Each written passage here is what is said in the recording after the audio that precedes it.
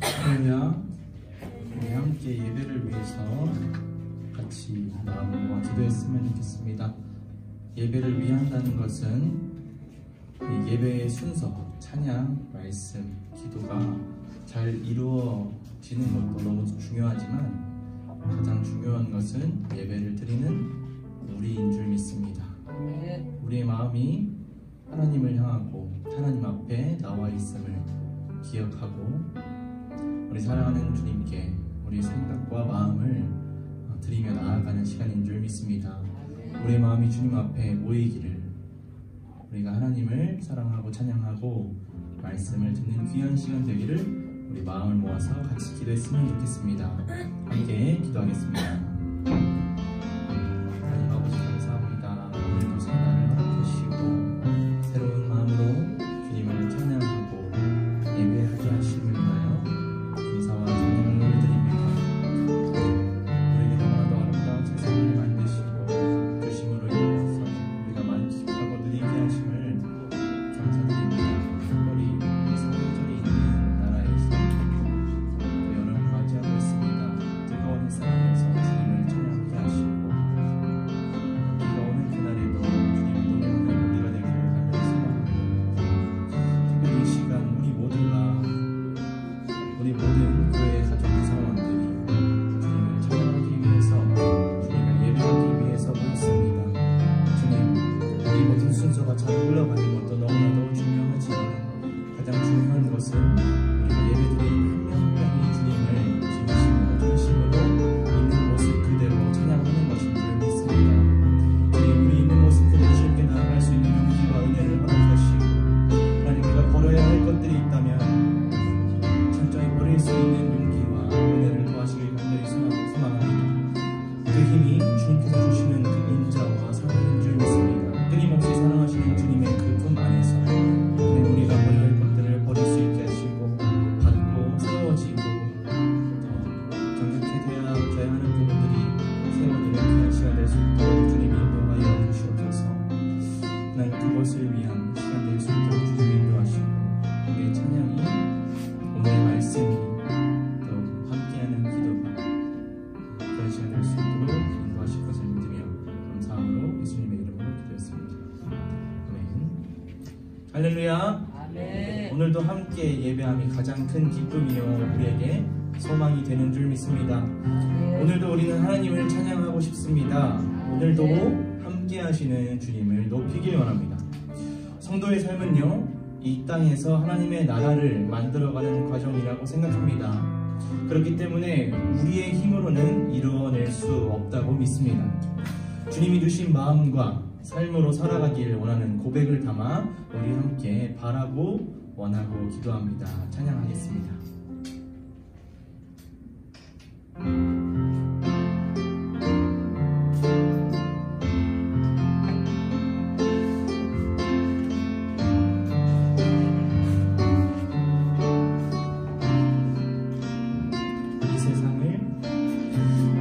세상을 살아가는 동안에 나의 힘을 의지하여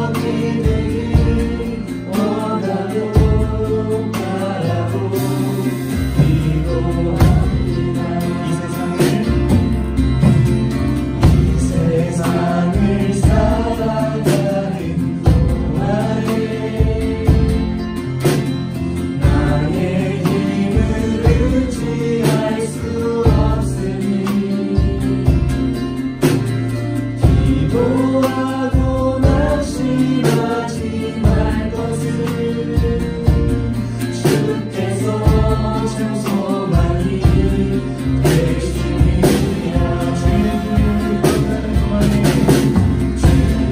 길을 걸어가는 동안에 세상에 넌 의지할 수 없으니 감사하고 낙심하지 말 것을 주께서 참 기쁨이 되시리라. 하나님의 꿈이 나의 비전이 되고 예수님의 성품이 나의 비전이 되고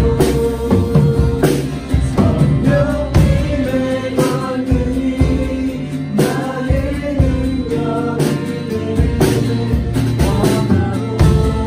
원하고 고백하기를 바랍니다.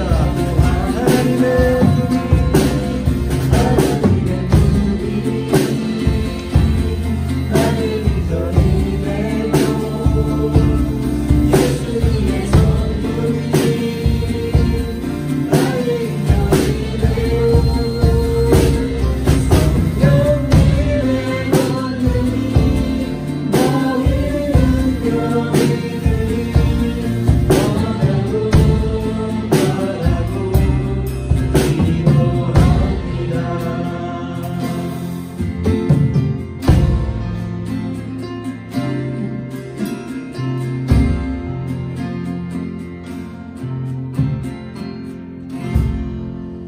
아멘. 아멘. 우리가 계속해서 하나님의 나라를 만들어갈 수 있는 힘, 그 힘은요 주님의 그 끝없는 사랑과 은혜인 줄 믿습니다. 아멘. 우리가 조금씩 하나님 나라를 이루어 가게 하시는 하나님의 은혜를 우리 함께 목소리 높여 찬양하길 원합니다. 할렐루야. 아멘.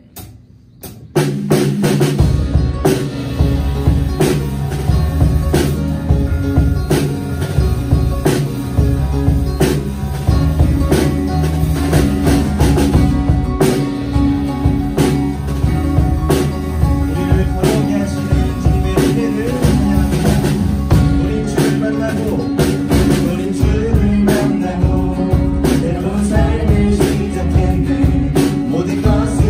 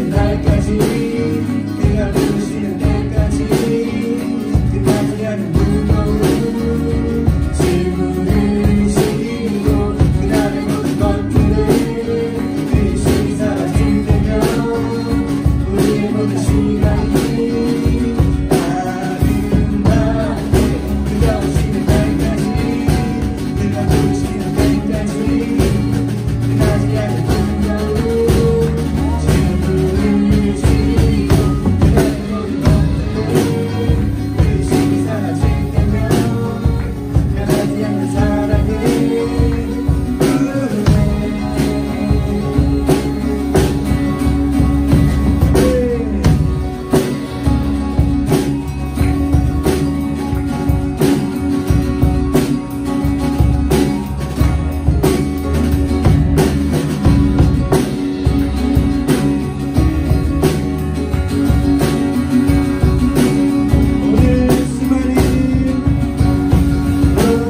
수많은 문제와 고통이 우리를 못 살고 싶긴 하지만 수많은 노래는 멈출 수 없어 할렐루야 소리처럼 여기 있으니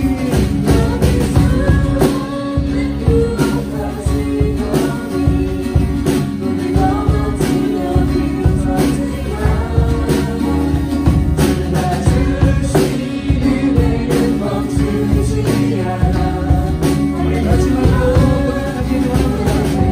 여기 수없는 유혹까지 없니 우리 넘어뜨려 비웃었지만 주가 주시는 은혜는 멈추지 않아 할렐루야 노래해요 아멘.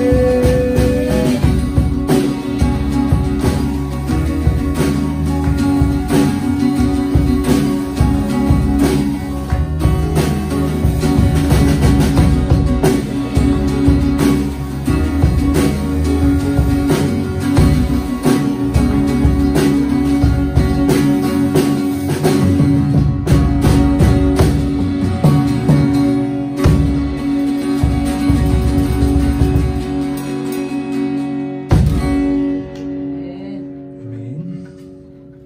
네. 주님과 함께라면 그 어디나 하늘나라인 줄 믿습니다. 이 고백을 우리의 모든 마음 담아 함께 찬양하길 원합니다. 할렐루야. 네.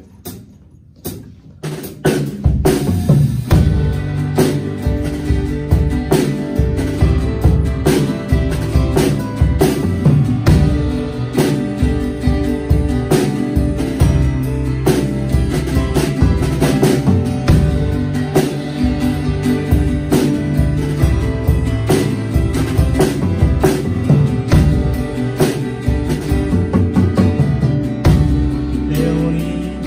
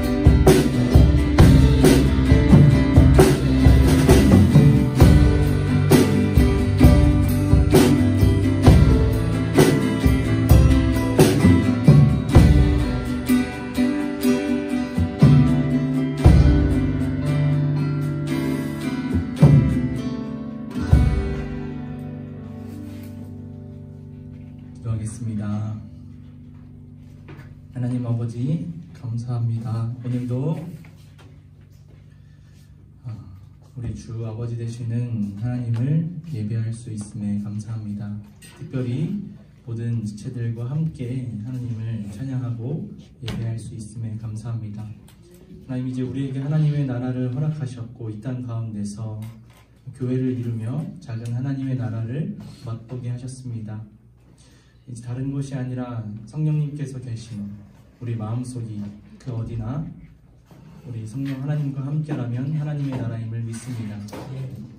그 하나님의 나라가 더욱 세워지는 예배가 될 수 있도록 주님 인도하시고 그 나라가 더욱 가까워지는 귀한 시간 될 수 있도록 주님 인도하여 주시옵소서. 감사드립니다. 예수님의 이름으로 기도했습니다. 아멘. 사도신경으로 신앙을 고백합니다.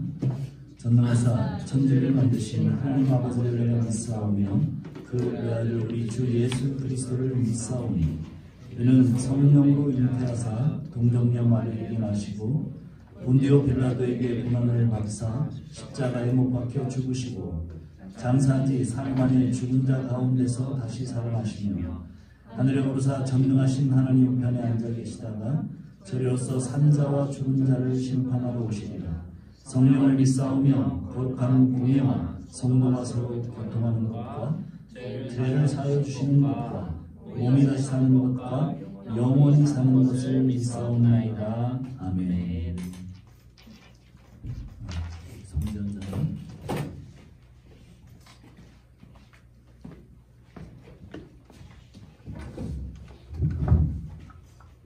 기도하겠습니다. 사랑하는 하나님, 오늘도 주님의 사랑을 누리러 이 자리에 나오게 하시니 감사합니다. 허물과 죄로 죽은 우리는 우리의 눈이 어두워 스스로 죄인인 줄도 모르고 세상의 풍조라는 우물 안에서 그것이 전부인 양 살아온 인생들입니다. 그런 인생들을 주님께서 알 수 없는 은혜로 건지셔서 우리가 눈이 어둡고 죄로 죽어있던 죄인임을 알게 하셨습니다.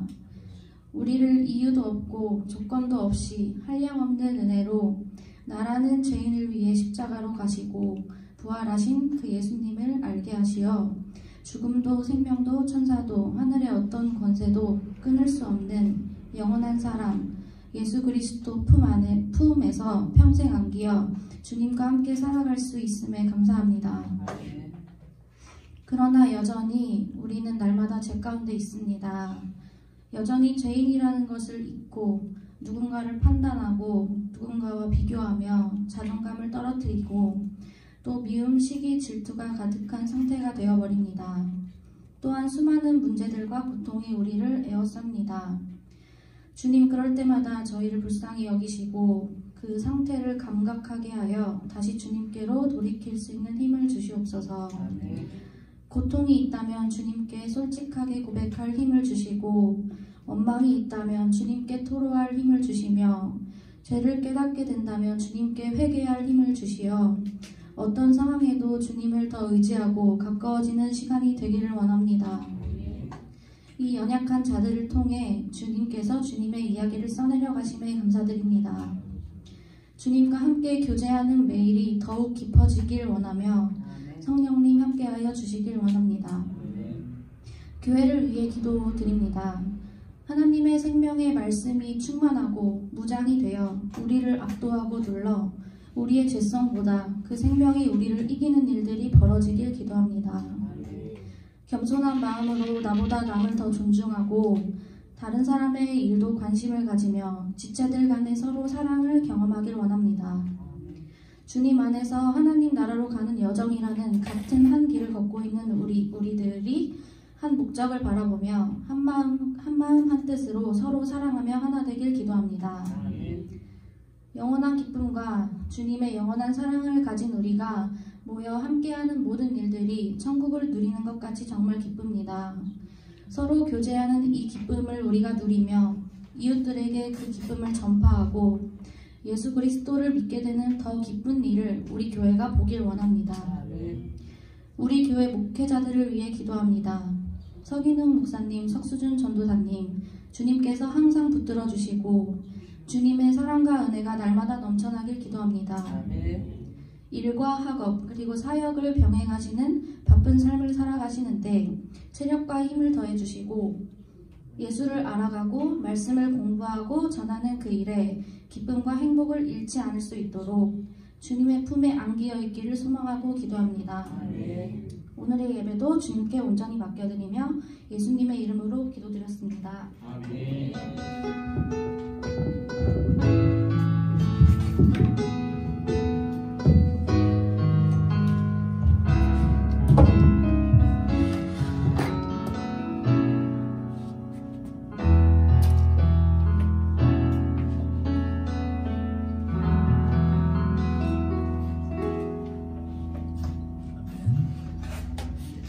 우리에게 주시는 하나님의 말씀은 사도행전 6장입니다. 8절부터 마지막 절 15절까지 교독하겠습니다.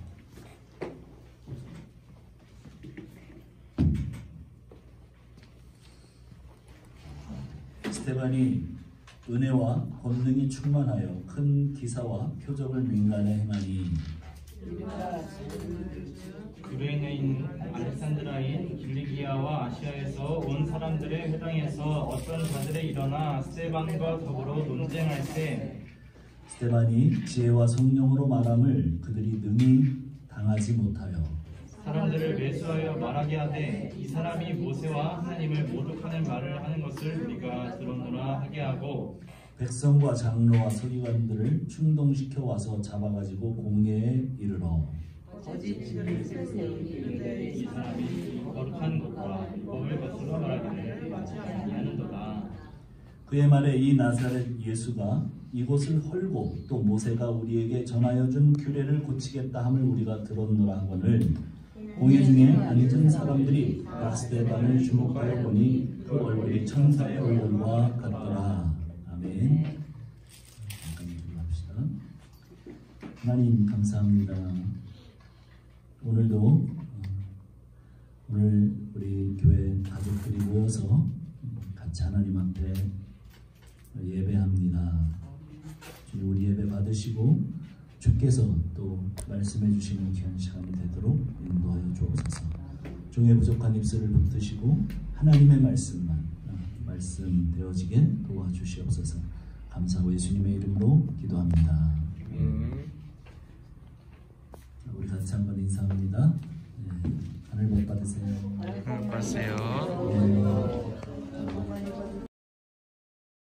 당신이 내 옆에 있어서 참 좋습니다. 우리 같이.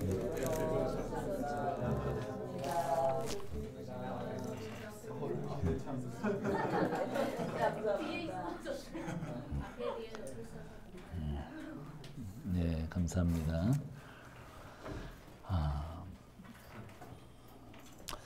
자, 교회 현안들 그리고 또 뭐 이런 것들이 막 해결이 돼요. 어디에서요? 지금 초대교회에서. 네. 그리고 불치병이 났습니다.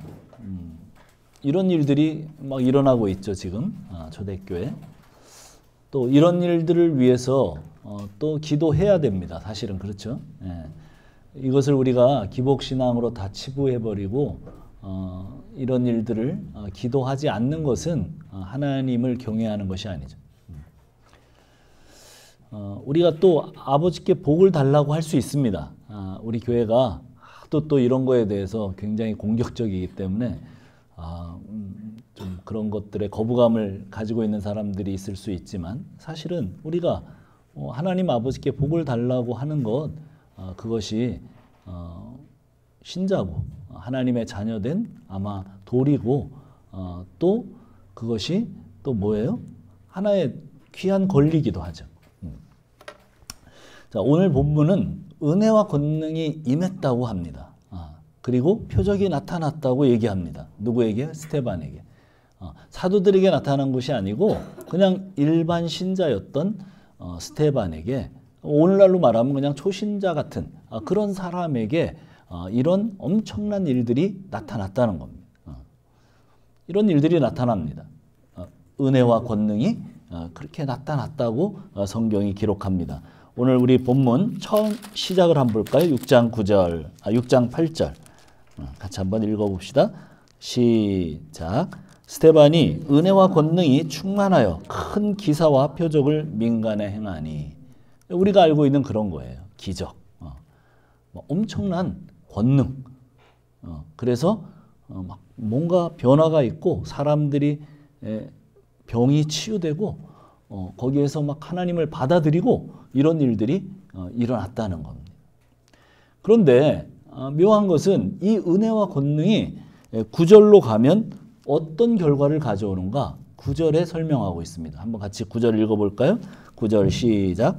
이른바 자유민들 즉 구레네인, 알렉산드리아인, 길리기아와 아시아에서 온 사람들이 회당에서 어떤 자들이 일어나 스데반과 더불어 논쟁할세. 은혜와 권능의 결과가 뭐냐면 논쟁이라는 것으로 이어졌어요. 여기에 우리가 자유민 그렇게 나오죠. 이 자유민은 조금 설명을 해야지 우리가 이해를 할 수 있겠습니다. 옛날 성경에는 리버디노 뭐 이렇게 표현을 했어요. 어디서 좀 들어본 말이죠. 리버디노. 근데 그 사람들이 어디서 왔냐면 구레네라는데 알렉산드리아 또 길리기아 아시아에서 온 사람들. 디아스포라가 많이 흩어져 있죠. 그런 지역의 일부를 지금 얘기를 했어요. 북아프리카 또 소아시아 터키 지역 있는 지역을 지금 예를 들면서 이야기를 했습니다. 로마가 지금 유대를 점령하고 있는 식민지죠. 그래서 식민지가 될 때 그 로마 사람들은 거기에 있는 귀족들이나 많은 사람들을 붙잡아서 자기네 땅으로 데려가거나 자기네 그 속주에 데리고 갔습니다. 그래서 유대인들도 많이 잡혀갔어요. 잡혀갈 때는 뭐죠? 포로입니다. 포로는 뭐가 되는 거예요? 노예가 되는 거예요. 그래서 로마의 노예의 일부분으로 그 사람들이 잡혀갔어요. 그런데 한 왕이 그러니까 황제가 어떤 황제냐면 폼페이우스 좀 들어봤죠? 폼페이 화산도 있고 그 사람이 하도 유명한 황제였기 때문에 한 그 도시를 그 사람의 이름을 따라서 폼페이라고 하는 도시가 생겼죠. 근데 이 폼페이우스라고 하는 황제가 그 모든 노예들을 자유를 줘서 해방을 시킵니다. 그래서 이 사람들이 자기 살던 지역에서 이제 자유민이 돼서 또 이제 이중 언어를 쓰는 사람들이니까 자기 조국으로 돌아가기는 그렇고 그런 사람들끼리 모여서 회당을 만들었어요. 그게 알렉산드리아 회당이고 길리기아 회당이고 뭐 이런 구레네 회당이고 이런 회당이었습니다. 자, 그래서 헬라어로 예배드리던 유대인들 사실은 스데반 역시 그런 회당의 소속이었어요. 그러다가 스데반은 오순절날 절기를 지키러 예루살렘 성전에 왔다가 복음을 듣고 예수를 믿는 자리로 나온 사람이었죠. 그래서 이전에 자기가 몸담고 있던 이 회당 사람들에게 복음을 전하는 과정에서 논쟁이 일어나고 있는 거예요. 이 회당 사람들의 입장에서 보면 스데반이 얼마나 미워 보였겠습니까? 유대교를 한 회당에서 믿다가 예수를 믿고 자기들에게 와서 너희들 지금 잘못 믿고 있어. 그러면서 외치는 이 말들이 뭐냐면 복음이에요. 그래서 그 회당에 있던 사람들이 다시 하나님의 말씀으로 반박을 했습니다. 사실은 율법에서는 이렇고 저렇고.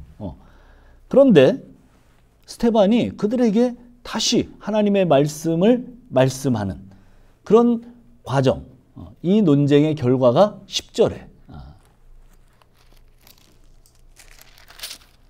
나옵니다. 어떻게 이 논쟁이 가는가 봅시다. 같이 한번 읽어봅시다. 시작. 스데반이 지혜와 성령으로 말함을 그들이 능히 당하지 못하여. 뭐라고 기록합니까? 스데반이 지혜와 성령으로 말함을 그들이 능히 당하지 못했다.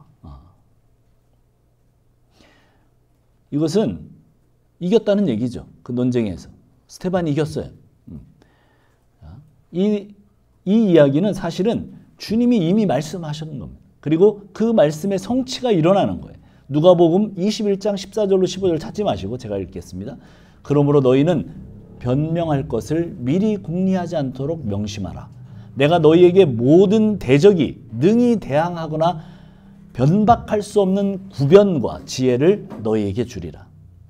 누가 주신다고요? 예수님께서 그런 일들이 일어날 때 구변과 그 말 잘할 수 있도록 또 지혜를 너에게 주신다고 이미 말씀하셨어요.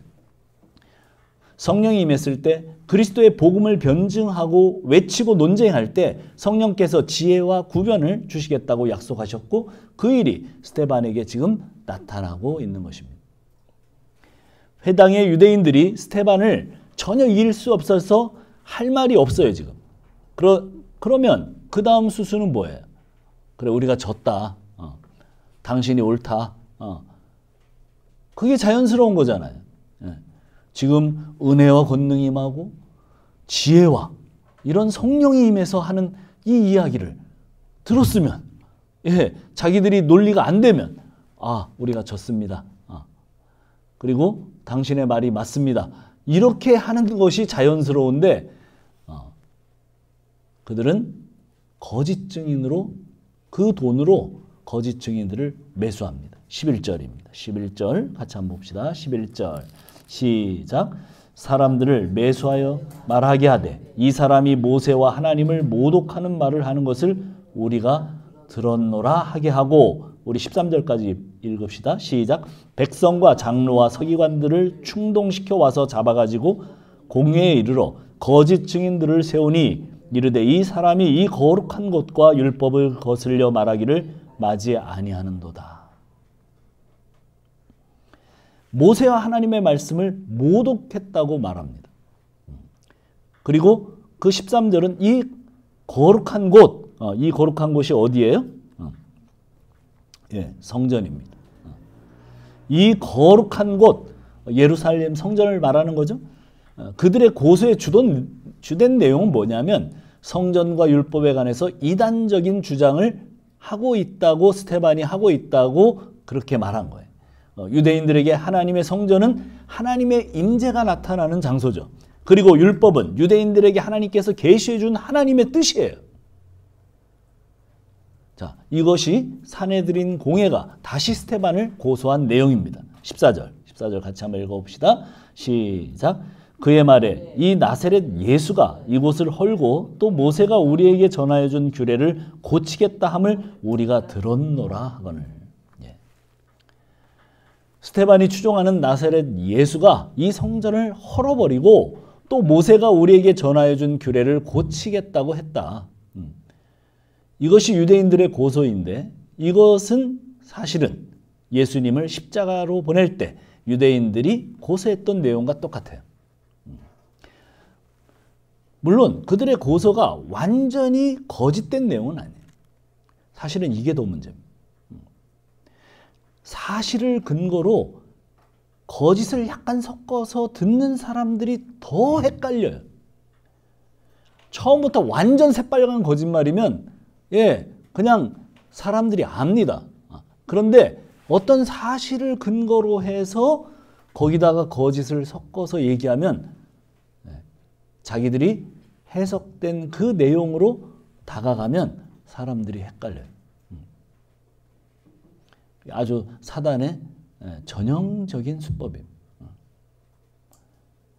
진리의 물타기입니다. 진리를 가장합니다. 마가복음 14장 58절은 이렇게 얘기합니다. 어떤 사람들이 일어나 예수를 쳐서 거짓 증언하여 이르되 우리가 그의 말을 들으니 손으로 지은 이 성전을 내가 헐고 사흘 동안에 지으리라 하더라 하되. 예수님은 유대인들이 가지고 있던 전통적인 성전의 개념을 사실은 부숴버리죠. 그들의 입장에서는 이해가 안 돼요. 예루살렘 성전은 46년 이상 대리석으로 이미 어마어마하게 지었어요. 그리고 예수님 그 시대 계속 더 지었어요. 그런데 이걸 부수고 3일 만에 다시 자기가 짓는다고? 그들은 문자적인 해석을 하는 거죠. 하나님은 더 이상 건물 성전에 계신 것이 아니라 거기에 임재하는 것이 아니라 예수님 자신이 성전이 되신 것을 말씀하신 거잖아요. 그들이 전혀 이해를 못합니다. 그 이야기를 요한복음 2장 19절에서 21절로 요약을 하죠. 제가 읽겠습니다. 예수께서 대답하여 이르시되 너희가 이 성전을 헐라 내가 사흘 동안에 일으키리라. 예수님이 성전을 헐다는 얘기 안 하셨어요. 너희들이 이 성전을 헐라. 그러면 내가 사흘 동안에 일으키리라. 유대인들이 이르되 이 성전은 46년 동안의 지었건을 저가 3일 동안에 일으키겠느냐 하더라. 그러나 예수는 성전된 자기 육체를 가리켜 말씀하신 것이라. 예수님은 자기 몸이 성전이고 왜? 하나님이 자기 몸에 임재하고 계세요. 하나님의 임재가 있는 곳이 뭐예요? 그게 성전이에요. 그러니까 하나님의 임재는 지금 그 건물 예루살렘 성전에 임재하고 있는 게 아니라 이 땅에 오신 바로 그분 예수님 안에 뭐가 있는 거예요? 하나님의 임재가 있어요. 그러니까 자기가 성전이라고 하는 거예요. 그래서 헐어보라는 거예요. 누구를? 자기를 죽여보라는 거예요. 그러면 자기가 어떻게 된다는 거예요? 다시 3일 만에 살아나신다는 거예요. 그 얘기를 하고 있는 거예요.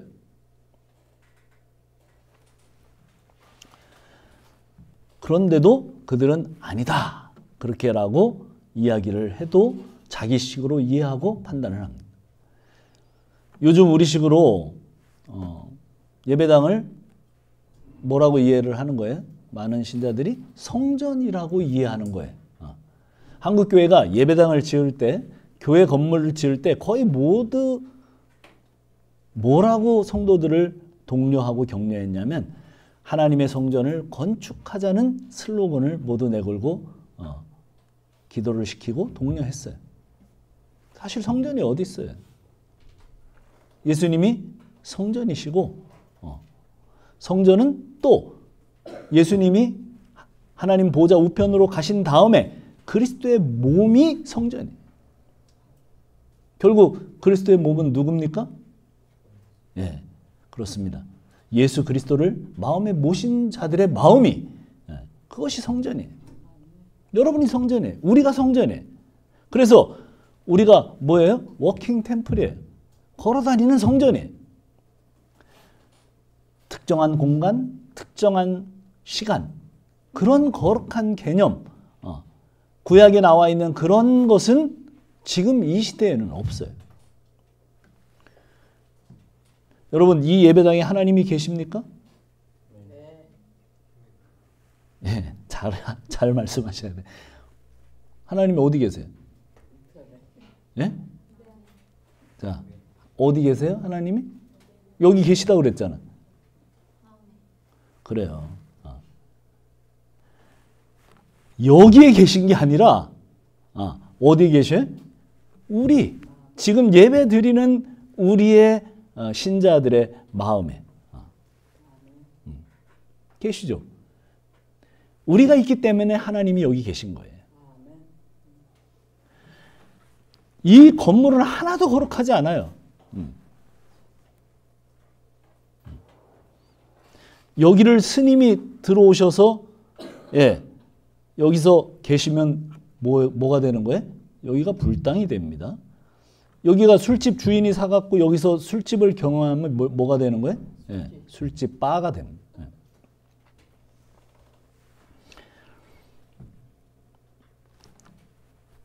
여기를 거룩하게 여기는 것은 아직도 유대인의 성전관에 머물러 있는 거예요. 우리가 어릴 때는 교회 강단에 아무나 못 올라왔어요. 여기 누가만 올라와요? 목사님이나 장로님들만 올라왔어요. 왜 그렇게 했어요? 여기는 거룩한 그 예배당 중에서도 뭐였어요? 지성소였어요. 그래서 여기는 제사장급만 올라온 거예요. 여기 올라왔다가 뒤지게 맞은 경험도 있어요. 그냥 막 올라와서 장난하고 놀다가. 이런 장소의 거룩을 부여하는 개념은 예수님 오시기 전 구약시대의 이야기입니다. 어떤 인생이든 이제 어떻게 해요? 거룩한 이런 장소나 이 온 세계 어느 곳에도 그런 거룩한 장소나 그런 어떤 시간이나 그런 것은 없어요. 주일이 거룩한 시간입니까? 아니에요. 그런 개념은 전혀 성경적이지 않습니다. 자, 모세 율법에 대해서도 주님은 마태복음 5장 17절에서 이렇게 말씀하셨어요. 내가 율법이나 선지자를 폐하러 온 것이 아니요 온전하게 하려 함이라. 그렇게 말씀해요.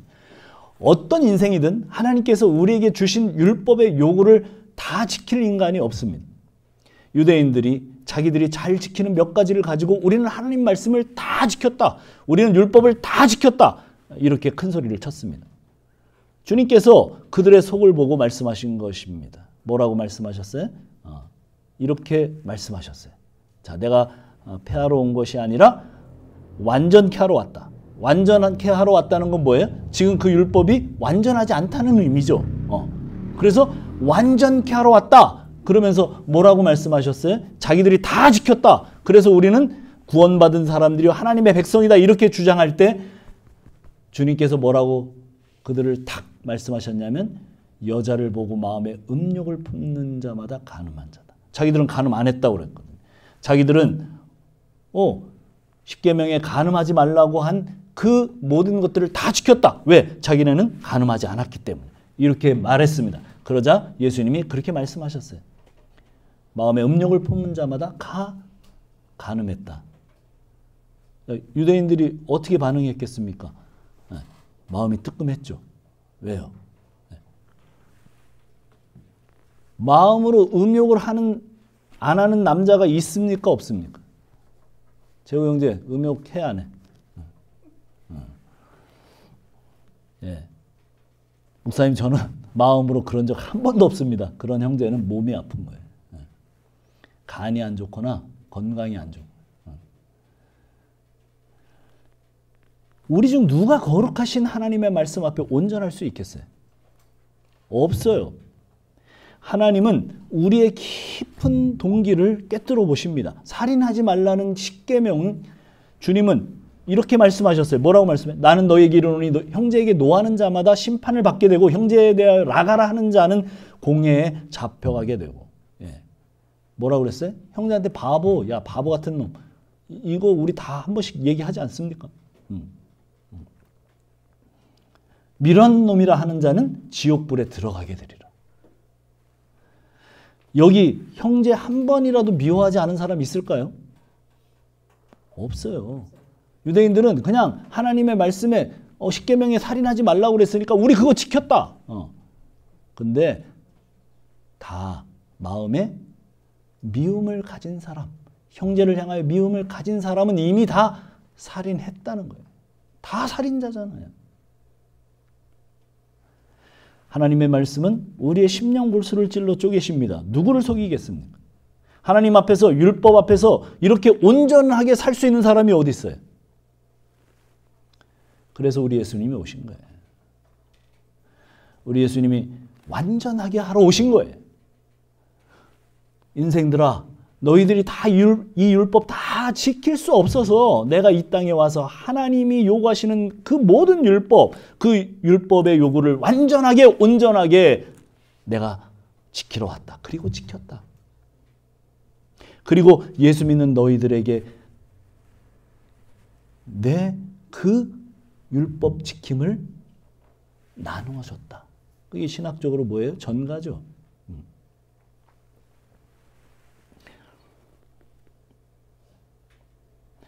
그래서 예수 믿는 사람들에게 예수님께서 이루신 그 완전한 의를 우리 것으로 여겨주시는 것, 그것이 복음이에요. 율법의 요구 중 하나라도 안 지키면 하나님이 심판하시겠다고 하셨잖아요. 그렇다면 우리 중에 누가 소망이 있겠습니까? 예수님이 말씀하신 것은 율법과 성전 체계 중 그 모든 것들의 종식을 말씀하신 거예요. 예수님 자신이 성전이시고 율법의 완성이심을 친히 말씀하시고 계시는 거예요. 예수를 믿는 사람은 하나님의 임재를 어떤 시간, 공간 속에서 매일매일 경험할 것이고 예수 믿는 사람은 하나님께서 요구하신 모든 율법을 완전히 다 지킨 자로 여겨주신다는 거예요. 이것이 복음입니다. 스데반의 주장은 예수님이 가르치신 그 내용과 똑같아요. 오늘날도 유대인의 율법관을 가진 채 강단에서 말씀을 전하는 사람들이 꽤 있어요. 뭐 일천번제니 맥추절이니 월삭이니 추수감사절이니 11조니 무슨 우리 한국교회는 그런 헌금 명목이 많은지 몰라요. 예수님이 십자가에서 이루신 구속사역이 무엇을 의미하는지를 모르는 거예요. 성경은 너희가 아직도 날과 달과 절기를 지키냐? 이미 패해졌는데 예수님의 그 복음으로 패해졌는데 그것을 너희들이 지키고 말하는 것으로 형제를 어렵게 하느냐? 그게 믿음이냐? 바울이 그렇게 골로새서에서 말하고 있잖아요. 그런데 여전히 거기에 의미를 담아서 날과 달과 절기를 지킵니다. 특정한 시간, 특정한 공간, 거룩하다고 생각을 하기 때문에 벌어지는 일입니다. 그들이 스데반과 예수님의 주장을 잘못 이해해서 고소문을 그렇게 작성했습니다. 그들의 최고 존엄, 그 성전과 율법에 관련해서 자기들과 다른 주장을 하는 스데반에게 짜증이 난 거죠. 사실은 교리적인 문제라기보다는 그 안에 더 깊은 내용은 뭐냐면 자기들의 기득권이 타격을 받기 때문에 사실은 그런 주장을 하는 거예요. 쉬운 말로 자기들의 밥그릇을 뺏기기 생겼기 때문입니다. 이들이 성전과 율법에 관해서 그저 스데반이 다른 주장을 하는 것보다 그 주장이 자기들의 밥벌이를 지금 건드리는 거예요. 스데반의 주장대로 되면 자기들의 수입의 근원이 말라버립니다. 유대인 남자들은 의무적으로 1년에 3번 예루살렘 성전에 와서 제사를 드려야 합니다. 전 세계에 흩어져 있는 유대인 디아스포라들도 이것이 뭐예요? 로망이에요. 예루살렘에 가서 한 번 예배를 드려보고 싶은 것. 이것들은 어디에 살든 유대인 남자들의 전부 다 유대인들의 정말 깊은 간절한 소원입니다. 그래서 예루살렘은 평소에 10만 명도 거주하지 않는데요. 그런데 절기가 되면 얼마나 많은 사람이야? 수백만 명이다. 그 수백만 명의 인파가 몰려서 소나 양을 잡기 위해서 어마어마한 거액의 돈이 거두어 들여졌어요. 자릿세를 받았습니다. 그것이 유대교 종교 지도자들이 바라는 것이고 그들의 호주머니로 들어갔어요. 그런 수입의 근원인 예루살렘 성전이 아니라는 것은 그들의 입장에서는 필사적으로 스데반을 고소하고 죽여야 될 이유입니다. 그들은 사람들을 매수했어요. 이렇게 악한 방법을 동원해서 악한 자리로 나가게 된 이유가 무엇입니까? 이렇게 하니까 사람들이 정말 그렇게 믿어요. 보통 이런 상황에서 우리는 이런 생각을 합니다. 이런 상황에서 이런 아주 정말 개 같은 상황이 도래했을 때 악이 승리하고 완전히 막 이 잘못된 지경으로 나갈 때 우리는 영화에서 이때 항상 누가 등장을 합니까? 마동석이 등장을 합니다. 그의 주먹으로 이 악당들을 시원하게 다 처리하죠. 그게 뭐예요? 우리는 뭐라고 생각을 하는 거예요? 은혜와 권능, 하나님의 은혜와 권능, 한 방에 다 보내는 그것을 기대합니다. 우리는 스데반이 믿음과 권능이 충만해서 큰 기적과 표적을 일으키는 것을 그런 식으로 이해해요. 그래서 우리 삶에도 이런 악의 도전들이 올 때 하나님의 마지막 도우심이 나타나서 이들을 다 박살내고 하나님의 사람이 승리하고 이기는 내용으로 결론이 나고 마무리되면 정말 그것을 바라고 그러면 정말 좋겠는데 그러나 이 세상은 여전히 죄가 왕노릇하고 있습니다. 이 땅은 대부분 사기와 기만과 악함이 이기는 거예요. 정직하게 살면 그것에 대한 대가를 치르는 곳이 이 땅이에요. 제가 과거에 읽어본 책 중에서 나는 정직한 자의 형통을 믿는다는 책이 있습니다. 정직하게 살았더니 이 세상에서 잘 됐다는 거예요. 그러니까 당신들도 그렇게 살라는 책이에요.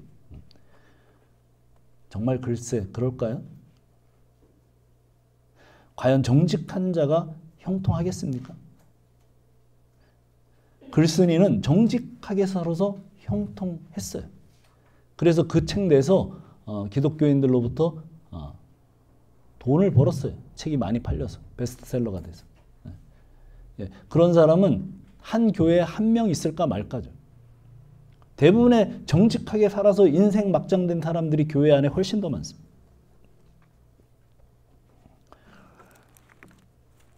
자, 베드로후서 2장 7절로 8절은 이렇게 얘기합니다. 잘 들어보세요. 무법한 자들의 음란한 행실로 말미암아 고통을 당하는 의로운 롯을 건지셨으니 이는 이 의인이 그들 중에서 과연 날마다 저 불법한 행실을 보고 들으므로 그 의로운 심령이 상함이라.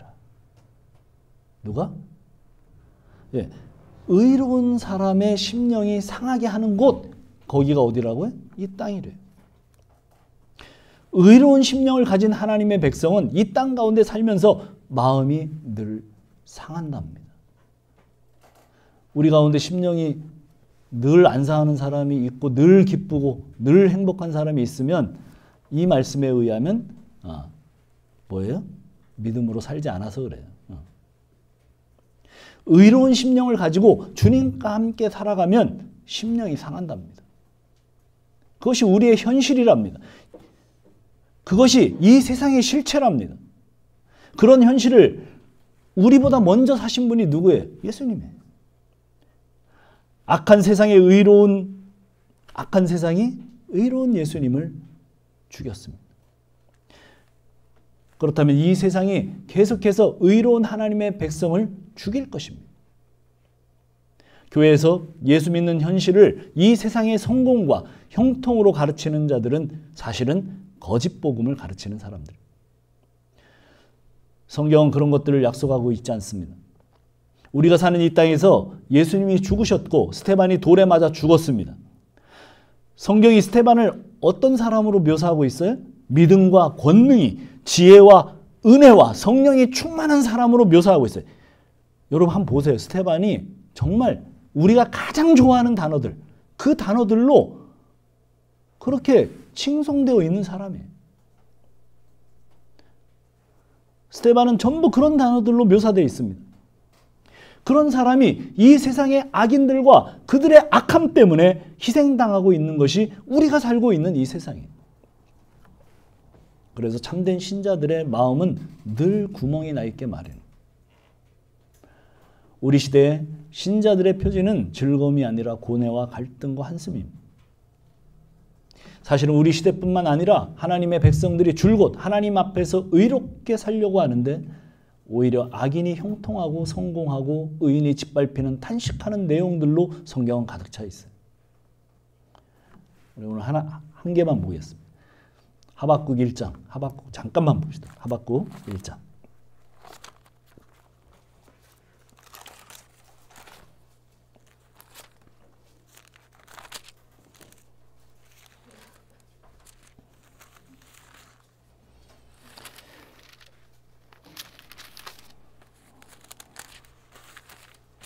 스가랴서 다음에 보면 스가랴 전에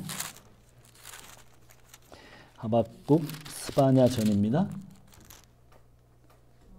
하박국 1장 12절로 17절. 네, 제가 읽을게요. 한번 잘 보세요.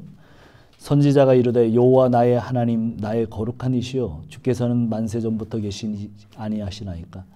우리가 사망에 이르지 아니하리이다. 여호와께서 주께서 심판하기 위하여 그들을 두셨나이다.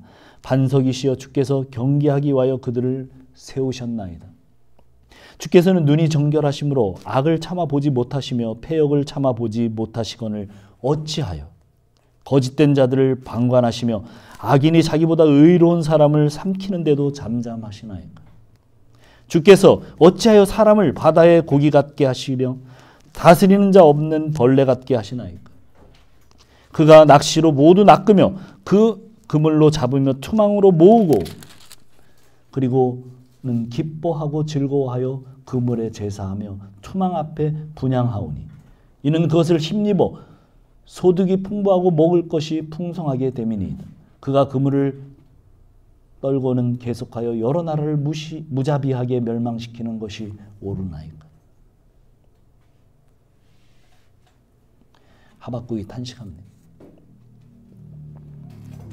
그것이 우리가 사는 세상입니다. 14절은 이렇게 얘기하죠. 주께서 어찌하여 사람을 바다의 고기 같게 하시며 다스리는 자 없는 벌레 같게 하시나이까. 예, 물고기처럼 막 투망으로 잡고. 근데 그 잡은 투망을 어떻게 한다고요? 거기에 경배를 한대, 그놈들은. 예, 왜? 고기를 많이 잡게 했으니까.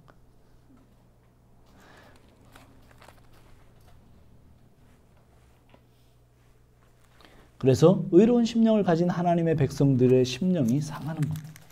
말씀으로는 분명히 어떻게 또 말씀합니까? 마음이 의롭고 정결한 자를 보살펴 주신다고 또 말씀하잖아요.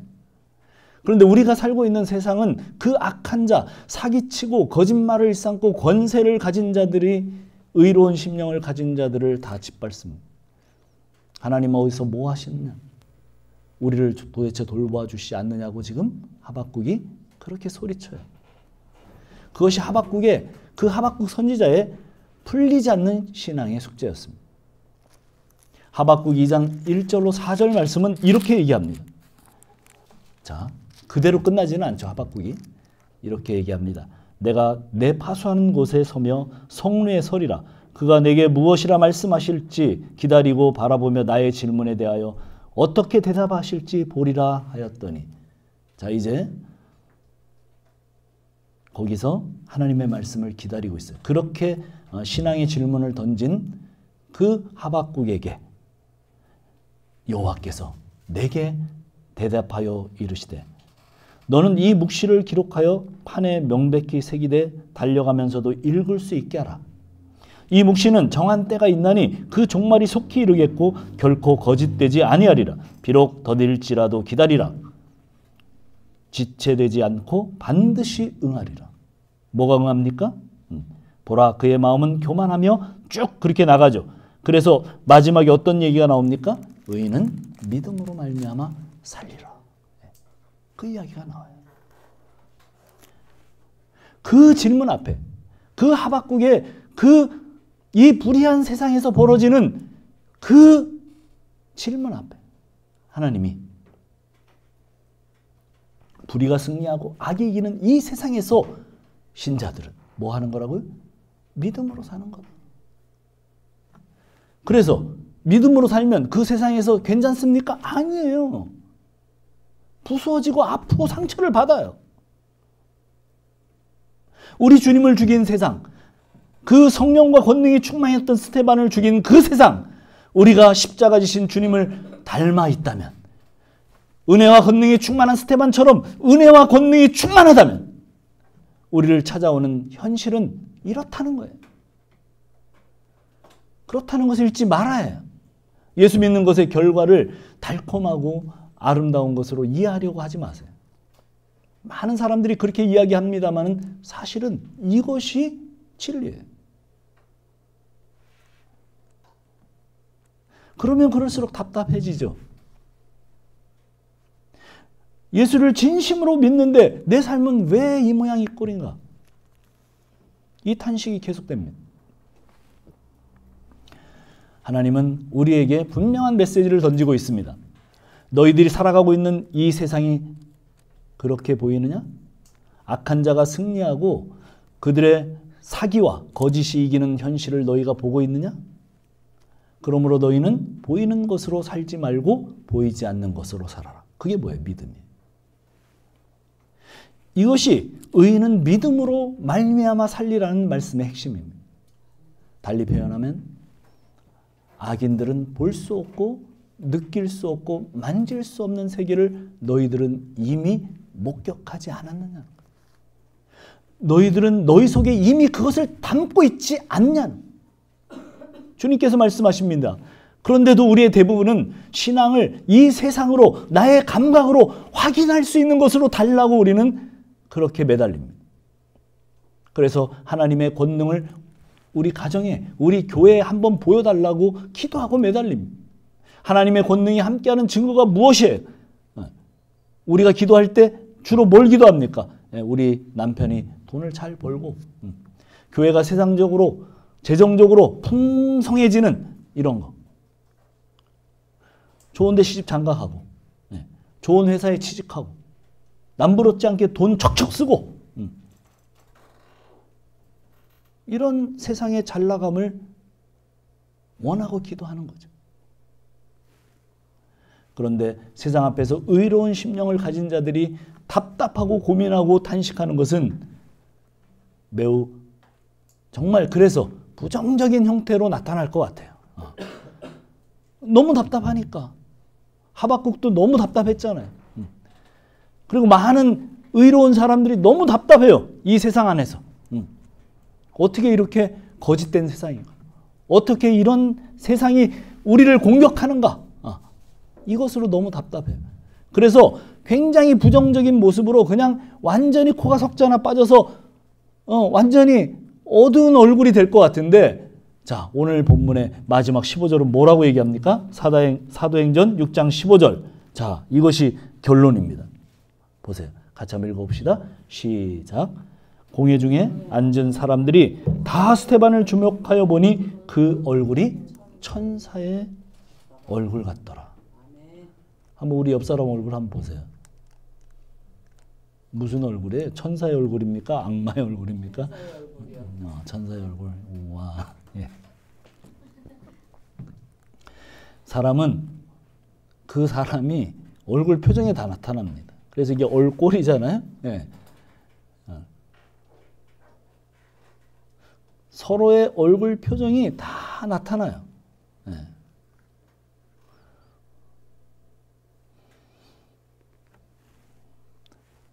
스데반을 천사의 얼굴로 본 사람이 누구예요? 천사의 얼굴로 본 사람들이 누굽니까? 누구의 시각이에요? 15절 보니까? 예.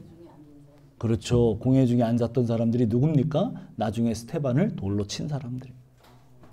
그 공회에 앉아 있었던 사람들. 악한 세상이 예수 믿는 사람들을 볼 때 천사의 얼굴이래요. 하나님의 얼굴을 참 신자에게서 발견하게 되더라는 거예요. 그 악한 사람들이 그렇게 핍박하고 공격하고 거짓과 사기와 이 모든 것들로 우리를 그렇게 대할 때 우리의 얼굴이 어떻게 됐다고요? 참 신자인 스데반의 얼굴이 어떻게 됐다고요? 천사의 얼굴이 들어요. 쌍심지를 켜고 그래? 그래 한번 해보자. 이게 아니고 그 표정이 천사가 지은 표정. 천사가 지은 표정이면 뭡니까 도대체? 이 천사는 뭘로 번역이 됩니까? 사실은 두 가지로 번역이 돼요. 하나님의 얼굴. 하나님의 얼굴. 그 악한들이 스데반, 자기들이 죽이려고 하는 그 스데반이 어떻게 해요? 하나님의 얼굴로 나타나요.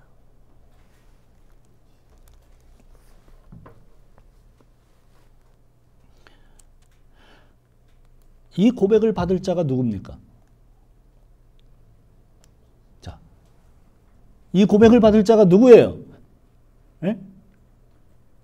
좀 자신 있게 얘기를 해보세요. 예? 이 고백을 받을 자가 누구예요? 예, 우리죠, 우리. 예, 우리예요. 근데 우리 중에 누굽니까? 스데반의 길을 가는 사람이에요. 은혜와 권능이 충만해서 이 악한 세상 속에서도 그리스도께서 가셨던 그 길을 올곧게 동일하게 걸어가는 사람이에요. 이 악한 세상에서 죽으신 예수님 그 십자가의 길을 따라 걷는 사람. 자신의 형통과 성공의 의미를 이 세상에 맞추는 자가 아니라 그것을 이 세상에 맞추면 어떻게 해요? 예, 어떻게 됩니까? 예, 그러면 막 비교하게 되고 어떻게든 붙들려고 하고 나도 그냥 악착같이 그런 사람이 되는 거예요. 그렇지 않겠습니까? 남을 밟아야 성공할 수 있는 이 세상 그 경쟁 구도 속에서 당연히 그렇게 되겠죠. 그러나 자신의 형통과 성공의 의미를 이 세상에 맞추는 사람이 아니기 때문에 그 심령 안에 평안과 자유가 있어요. 주님이 뭐라고 그러셨습니까? 주님이 그 부분에 대해서 이렇게 말씀하셨어요. 내가 주는 평안은 세상이 알 수도 없고 만질 수도 없고 감각할 수도 없는 거예요. 그 평안이 우리 심령 안에 넘치는 거잖아요. 그 기준을 따라 겪는 아픔과 고통을 우리 주님께서 우리 삶 가운데 허락하시는 훈장으로 삼는 사람들. 내게 고통이 오는데, 내게 핍박이 오는데 그 악한 사람들로부터 거짓과 모함과 그런 사기 때문에 마음이 뻥 뚫린 것 같은 그런 고통이 올 때 그게 내 훈장이다. 이것이 예수 따라가는 사람의 귀결이다. 얼마나 감사한가. 이런 사람들이 스테반의 길을 걷는 사람들이. 자, 우리 마지막으로 고린도후서 6장 1절로 10절 말씀을 우리 같이 교독하고 이제 말씀을 마지막으로 정리합니다. 고린도후서 6장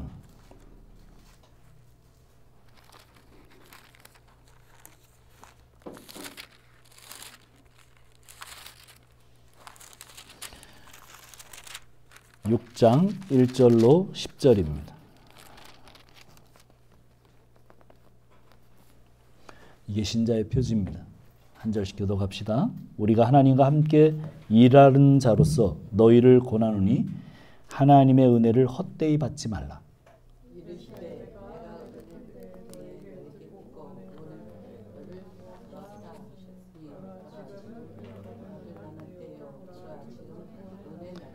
우리가 이 직분이 비방을 받지 않게 하려고 무엇에든지 아무에게도 꺼리키지 않게 하고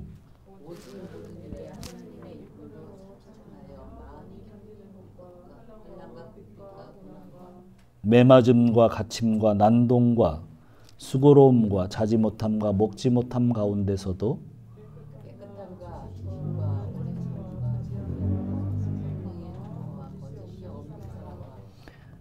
진리의 말씀과 하나님의 능력으로 의의 무기를 좌우에 가지고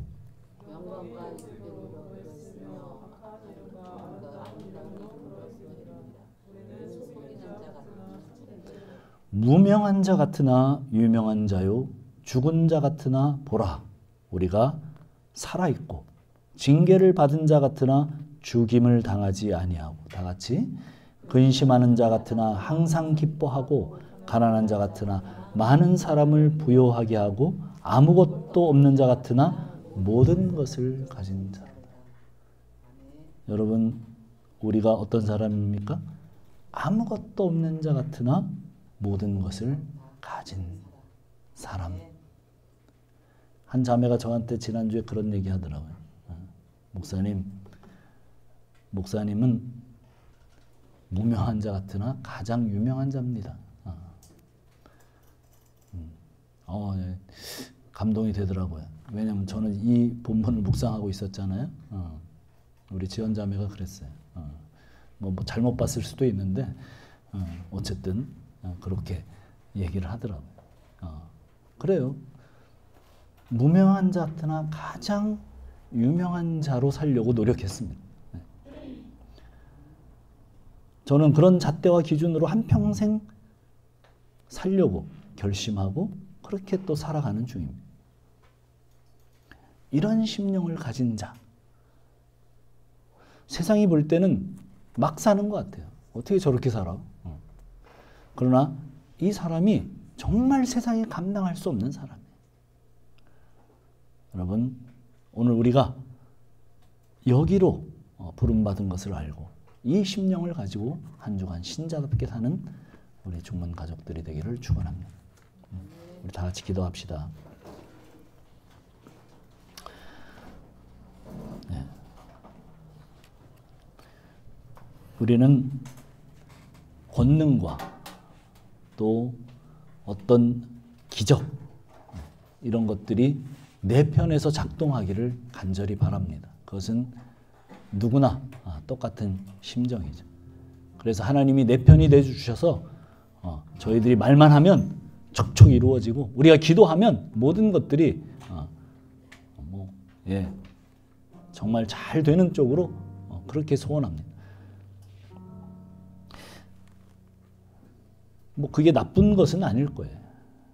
그러나 정말 하나님의 그 은혜와 권능 그리고 하나님의 그 기적과 표적이 작동하는 방식은 우리에게 유리하라고 작동하는 게 아닙니다. 오늘 본문을 보니까 그렇잖아요. 우리가 다시 한번 하나님 말씀 앞에 다시 한번 우리 자신들을 점검하고 우리가 어디로 부름받은 사람들인지 다시 한번 우리를 점검하는 귀한 기도가 되기를 바랍니다. 우리 같이 한번 기도하겠습니다. 하나님,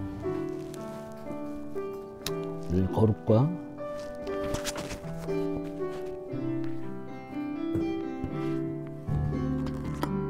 하나님의 은혜로 우리를 초청하셨습니다. 우리는 연약하고 정말 부담스러운 그런 인생들입니다. 그러나 우리가 참으로 무명한 자드나 유명한 자요, 우리가 아무것도 없는 것 같은 사람들이지만 모든 것을 가진 자로 우리를 초대하시고 이끌어 가시는 하나님의 그 모든 것들을 보기를 소원합니다.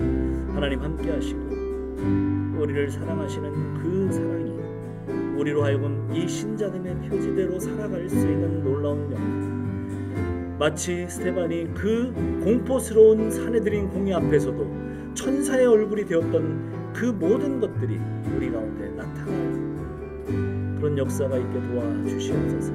하나님 인도하여 주시옵소서. 우리로 아버지 하나님 살 수 있는 자들이 될 수 있고 주여 저희들에게 힘 주시고 은혜 주시고 함께 하시는 귀한 역사가 넘치도록 주의 인도하여 주시옵소서. 우리의 얼굴이 천사의 얼굴, 주님 닮고 스데반처럼 주님의 길을 따라가는 자 되어 하나님의 역사를 감당하는 귀한 자들이 될 수 있도록 주여 인도하여 주시옵소서. 역사하여 주시옵소서. 감사합니다. 우리 찬양 한 곡 드리고 기도함으로 예배를 마칩니다. 네, 단톡방에 주 은혜의 힘을 얻고 올려드렸습니다. 우리 함께 주 은혜의 힘을 찬양하도록 하겠습니다.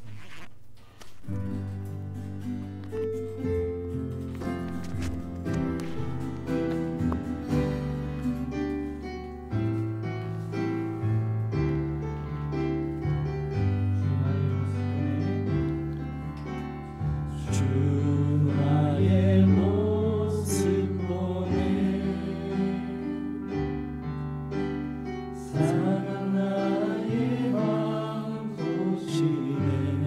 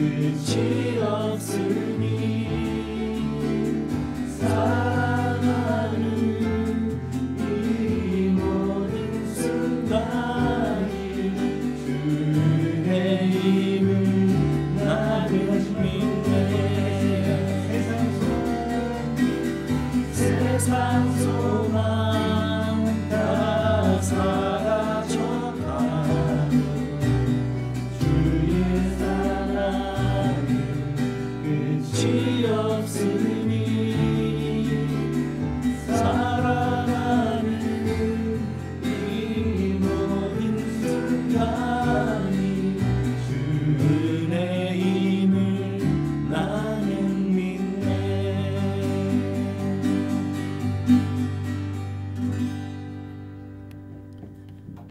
그렇습니다. 살아가는 이 모든 순간이 주의 은혜임을 우리는 믿습니다. 세상 환난, 고통이 아무리 넘쳐난다고 하더라도 우리는 이미 그 하늘을 맛보았고 그 하늘을 담고 있는 사람들입니다. 이 세상에서는 찢기와 같이 될지라도 우리는 주님의 길을 갈 것입니다. 주님의 길을 따를 것입니다. 스테반의 길을 따를 것입니다. 오 하나님, 함께하여 주셔서 이 세상 중에 주님을 따라가는 자들로 굳게 설 수 있도록 주여 복 주시옵소서.